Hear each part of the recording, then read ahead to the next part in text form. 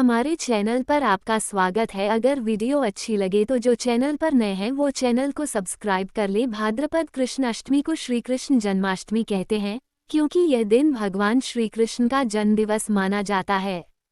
इसी तिथि की घनघोर अंधेरी आधी रात को रोहिणी नक्षत्र में मथुरा के कारागार में वसुदेव की पत्नी देवकी के गर्भ से भगवान श्री कृष्ण ने जन्म लिया था।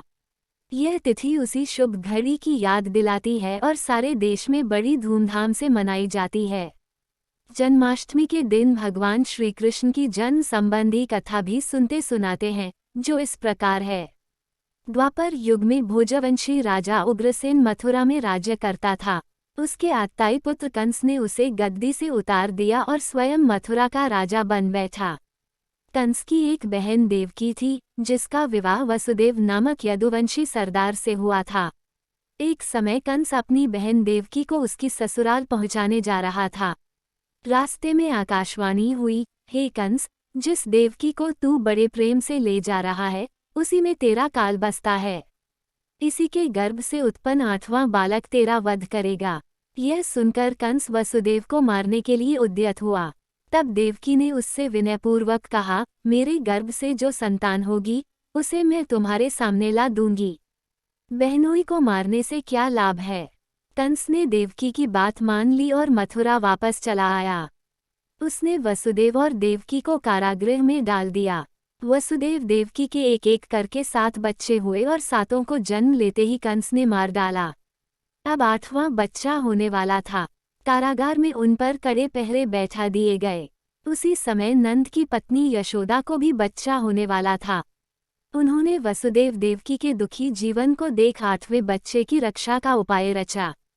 जिस समय वसुदेव देवकी को पुत्र पैदा हुआ, उसी समय संयोग से यशोदा के गर्भ से एक कन्या का जन्म हुआ, जो और कुछ नहीं सिर्फ माया थी।